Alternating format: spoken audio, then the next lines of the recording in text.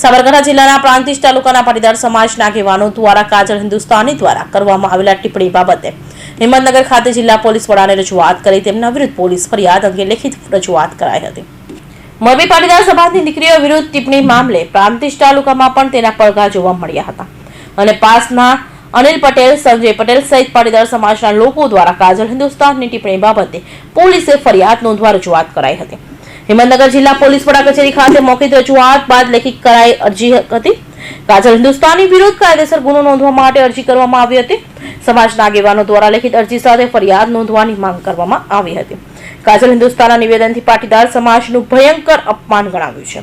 જોકે ટિપ્પણી બાદ વકરેલા વિવાદથી કાજલ હિન્દુસ્તાનીએ સોશિયલ મીડિયા મારફતે પોતાનો પક્ષ મૂકતા તેમના 11 મહિના પહેલાનો વિડીયોમાં એડિટિંગ કરીને સમાજની ગેરમાર્ગ દોર્યા હોવાનું નિવેદન આપતા પાટીદાર સમાજ સહિત હિન્દુ સમાજના ભાઈઓ તેમની સાથે હોવાનું જણાવ્યું હતું।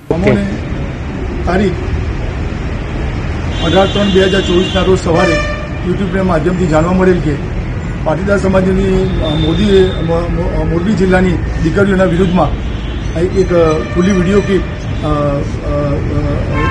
ફરતી જોવા મળેલ, જેમાં કાજલ હિન્દુસ્તાની નામની વ્યક્તિ સુરતની અંદર એક ફંક્શનની અંદર આ વિડીયોની અંદર બોલેલી છે।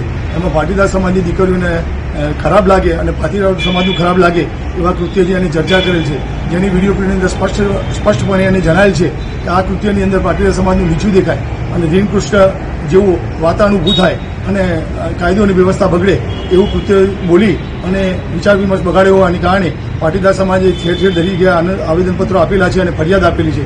એના અનુસંધાને અમે કાજલ હિન્દુસ્તાનીના વિરુદ્ધમાં એસપી સાહેબ સાબરકાંઠાને એની ફરિયાદ અમે રૂબરૂ અત્યારે આપેલ છે।